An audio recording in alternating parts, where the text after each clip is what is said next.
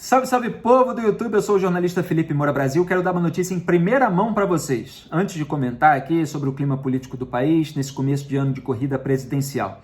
É que na quinta-feira agora, 20 de janeiro de 2022, eu, Felipe Moura Brasil, entrevisto Sérgio Moro, pré-candidato do Podemos à presidência da República, aqui no meu canal de jornalismo independente no YouTube. Inscreva-se se você não se inscreveu ainda. A entrevista deve ir ao ar às 14 horas, pode ser que atrase um pouquinho, mas pode ser até que seja antecipado, vai depender do preparo da repercussão, porque estará também na minha coluna do UOL e o próprio portal vai repercutir. Então fiquem ligados em torno das 14 horas nessa quinta-feira. Quem quiser sugerir perguntas pode mandar nos comentários.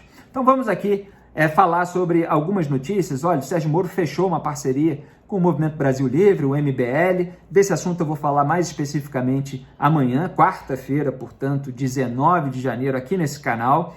E o Sérgio Moro negocia, quer dizer, o Podemos, partido ao qual ele está afiliado, com o Cidadania, que é o partido do senador Alessandro Vieira, que tem vários pensamentos muito próximos aí do Sérgio Moro.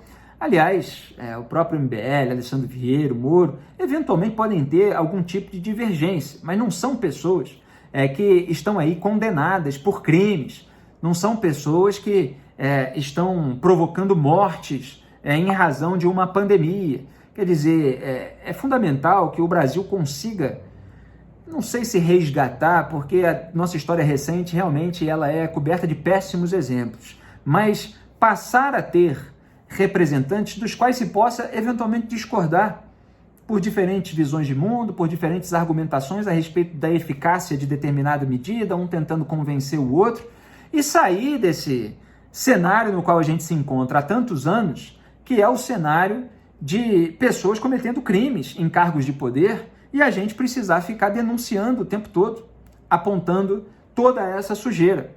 Então, essas divergências pontuais, elas são muito pequenas, claro, em relação às convergências e em relação ao repúdio daquilo que vem sendo feito no poder nos últimos anos e durante esse mandato também. Então, falei do Alessandro Vieira e quero começar aqui esse comentário de hoje comentando a representação que ele fez contra o ministro do Tribunal de Contas da União, Bruno Dantas. Lembram daquilo que eu comentei no vídeo anterior a respeito da auditoria técnica do TCU, que rechaçou aquelas acusações a respeito do Sérgio Moro, a respeito de a Odebrecht ter sido prejudicada financeiramente pela Lava Jato? Na verdade, o óbvio que todo mundo sabe, mesmo aqueles que mentem a respeito, é que a Odebrecht teve prejuízos em razão das próprias ilicitudes cometidas pelos seus diretores e executivos. Eles estavam envolvidos no maior esquema de corrupção do qual se tem notícia no país e provavelmente no mundo.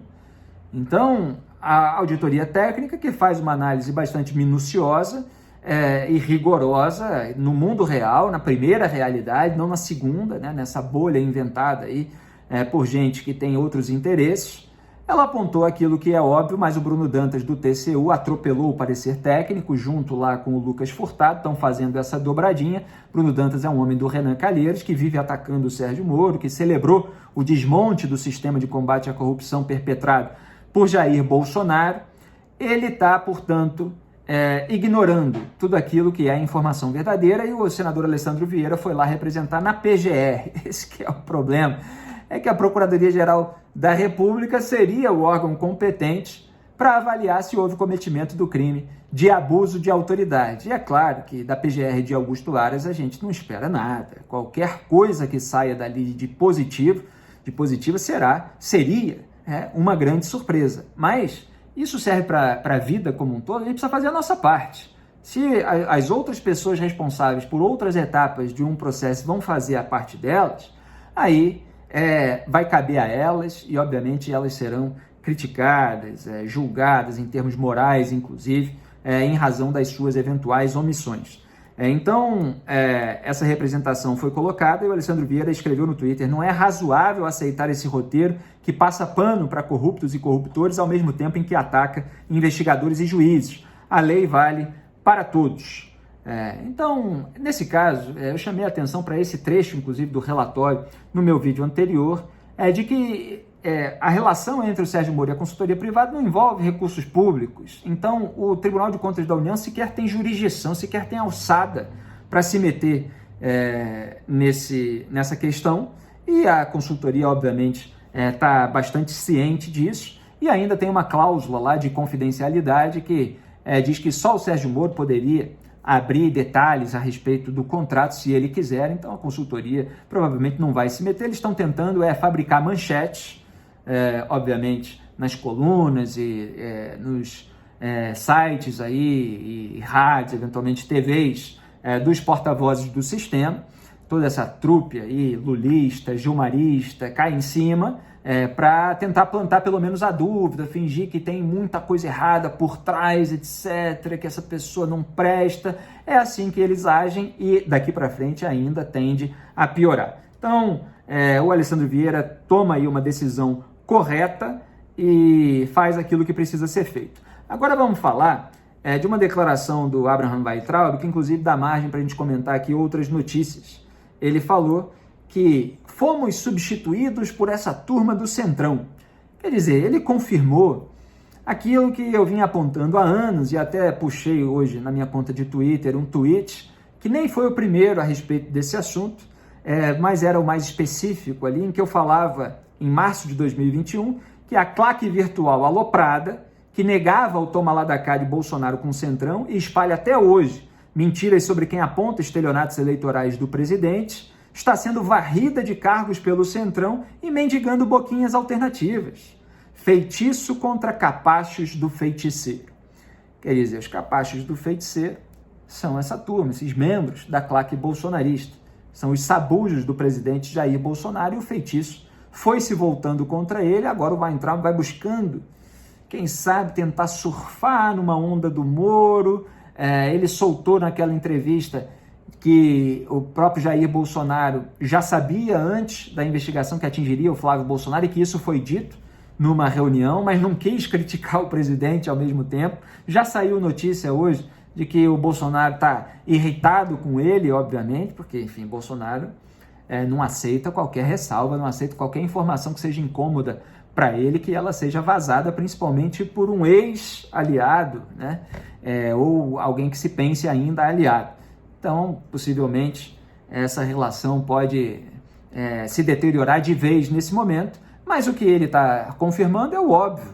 De fato, esse pessoal aí, dessa ala reacionária aloprada, foi sendo escanteada para dar lugar ao Centrão. E também da claque virtual, muitos foram chutados e estão passando dificuldade. Tem alguns que estão passando a sacolinha aí, estão precisando de dinheiro para pagar advogado, porque tem mandado de prisão e tudo, porque o Jair Bolsonaro conseguiu encher de verba publicitária aí uma série de veículos que fazem uma cobertura antijornalística, é bom que se diga a verdade, não é uma cobertura positiva, é uma cobertura de desinformação, muitas vezes, e de omissão de informações inconvenientes ao governo, mas são veículos que estão recebendo muita grana. E aí ele já tem, portanto, uma claque terceirizada nesses veículos, ele não precisa tanto desse pessoal aí das redes sociais como precisava no começo do governo, na ideia deles, né, para fazer aquele bando de alopragem que eles fizeram.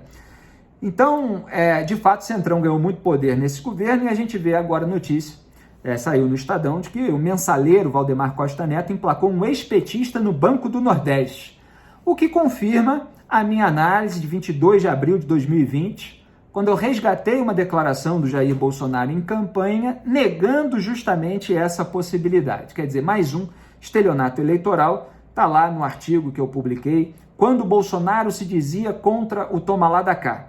E aí eu cito uma entrevista que ele deu numa emissora de TV em novembro de 2017, em que ele dizia o seguinte: eu duvido que eu sentado na cadeira presidencial vai aparecer o seu Renan Calheiros e vai falar, eu quero o Banco do Nordeste para mim.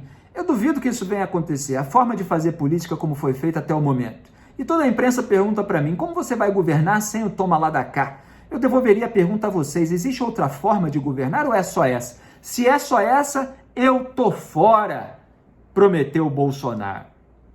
Se é para aceitar indicações políticas, a raiz da ineficiência do Estado e da corrupção, aí fica difícil você apresentar uma proposta que possa realmente proporcionar dias melhores para a nossa população. Foi isso que ele acrescentou, o então deputado federal, pré-candidato naquela época à presidência, a gente está falando de 2017 ainda, comecinho ali da pré-campanha, né? A campanha seria oficializada em 2018. E ele destacou também que geralmente os grupos políticos loteiam esses cargos para se beneficiar. Quer dizer, a análise que o então pré-candidato estava fazendo estava correta. Só que a promessa de fazer diferente quando chegasse ao poder foi falsa. Por isso, é o estelionatário eleitoral, aquele que chega ao poder e faz diferente, ou o contrário, muitas vezes, como é o caso, daquilo que prometeu durante a pré-campanha, durante a campanha, enfim, durante todos os mandatos que teve antes de se candidatar. Então, o Banco do Nordeste, em vez de estar indo para o seu Renan Calheiros, que foi o exemplo que ele pegou, está indo para o Valdemar da Costa Neto, que era exatamente a informação que eu dava no final daquele meu texto, que ainda desenvolvia um pouco mais a análise sobre as declarações do Bolsonaro, mas eu vou ler só o último parágrafo. Em vez de ser o Renan Calheiros, quem busca para o próprio partido a presidência do Banco do Nordeste é o condenado no mensalão, seu Valdemar Costa Neto, do PL, antigo PR. Bolsonaro está fora? Não, Bolsonaro... Eu terminava o artigo perguntando isso. Bolsonaro está dentraço desse esquema junto com o Centrão. Ele é do Centrão e ele se assumiu, rindo aí da cara do eleitorado, porque em campanha ele dizia o contrário. E ele está lá entregando tudo para o dono do partido ao qual ele se filiou, que é um mensaleiro que foi preso e condenado por um esquema de corrupção feito junto com os petistas. E, aliás, não é a primeira vez que ele bota o dedo lá no Banco do Nordeste, não. Ele já tinha pedido cabeça até de um gestor anterior, em razão de uma decisão que ele não gostou, e tudo está sendo feito para afagar o Valdemar Costa Neto. Então esse é o Dom Bolsonaro del Centrão. E aí você tem uma outra notícia, só para a gente complementar rapidinho, está no G1, por exemplo, fidelidade de aliados ao governo vai balizar cortes no orçamento de 2022. E aí você tem lá tudo que Ciro Nogueira está pretendendo. Quer dizer, ele retornou de férias e já pediu aos assessores uma lista de fidelidade dos parlamentares do Congresso e liberação de verbas que eles receberiam de ministérios. Então, quer dizer, o Ciro Nogueira vai ter o poder de veto sobre decisões do Ministério da Economia, o Paulo Guedes se torna aí o tesoureiro adjunto, como eu falei aqui num outro vídeo, e aí ele vai deixar a verba chegar para aqueles que realmente apoiam propostas do governo. Para os outros, não. Quer dizer, o dinheiro não é distribuído, agora o distribuidor é o Ciro Nogueira, quem tem a chave do cofre, não é distribuído conforme as necessidades da população brasileira em diferentes localidades do país. Não é distribuído, precisamos ali de hospital ali, precisamos de um serviço de sistema de saúde, de ensino, de saneamento básico, de segurança pública, do que quer que seja. Não. É conforme o apoio do parlamentar ao governo, do qual ele, ministro Ciro Nogueira, faz parte, por indicação de Jair Bolsonaro. Então, é só para a turminha, só para os aliados, para além, evidentemente, daqueles mais de 16 bilhões de reais do orçamento secreto. Lembrando que eles deram o calote nos precatórios, que são dívidas da União, portanto, do governo também, decorrentes de sentença judicial, muitas vezes, depois de uma tramitação de anos, às vezes décadas, de processo. Então, o cidadão ou a empresa, o ente, ele tem o direito a receber um dinheiro. E o governo foi e falou, não vou pagar agora, vou parcelar, pago depois, etc. Imagina você fazer isso em relação aos seus impostos, em relação a multas, etc. Você acaba prejudicado, mas o governo não, ele vai dando calote. E isso foi feito em nome de uma turbinada num programa de transferência de renda, em nome de se ajudar a população pobre, mas na verdade o dinheiro que foi obtido com esse calote, ele está indo para a mão dos parlamentares por meio das emendas, por meio de qualquer manobra que possa ser feita aí no orçamento, e também do fundão eleitoral, que eles querem voltar ao valor de 5,7 bilhões de reais. Foi reduzido assim, de uma maneira ridícula, não é nem reduzido, né? Porque ele foi aumentado, só que eles botam uma gordura lá para queimar e depois fingem que chegaram ao meio termo, que é de 4,9 bilhões de reais. Por volta de 5 bilhões estão querendo voltar já para 5,7 bilhões, quer dizer, querem torrar bilhões e bilhões de reais eles próprios por interesses políticos eleitorais deles, quando não outros. que muitas vezes aparecem aí num flagra, como aconteceu, por exemplo, com o deputado Josimar Maranhãozinho, lá carregando maços de dinheiro, e isso, evidentemente, quando há alguma investigação depois de todo esse desmonte do qual eu venho falando. Então, o Centrão está com a caneta na mão, esse é o governo Bolsonaro, que entregou tudo e fez tudo ao contrário daquilo que prometeu. E você tem toda essa claque aí que fica passando pano. Porque senão, eles dizem, o PT volta. Quer dizer, eles fazem as práticas que o PT fazia, que é o aparelhamento do Estado para aliado, é a compra de apoio, a compra de votos por vários mecanismos diferentes. Agora tentam institucionalizar mecanismos que acabaram desvendados por força-tarefa como a Lava Jato. Então, por exemplo, o orçamento secreto é o mensalão institucionalizado. Vamos pegar o dinheiro aqui do próprio orçamento, em vez de trazer dinheiro sujo de fora para comprar apoio dos parlamentares. Aí eles colocam lá de uma maneira obscura, precisa a imprensa ir desvendar, e depois, mesmo que isso venha à tona, você tem ministro do STF com embargos auriculares ali, as conversinhas no pé do ouvido entre os políticos e eles, que eles têm uma atuação política, embora fiquem acusando investigadores que atingiram os seus aliados de fazerem isso, e eles deixam tudo ser varrido para debaixo do tapete. Então, o Bolsonaro del Centrão está aí simplesmente comprando apoio, e é isso que ele vai fazer ao longo desse ano, tentar comprar o máximo de apoio político e o máximo de votos. Mas, nesse começo de ano, pelo menos, ele é projetado no segundo turno como alguém que perde de lavada para o Lula, e no começo desse ano, pelo menos, o Sérgio Moro está perdendo de menos.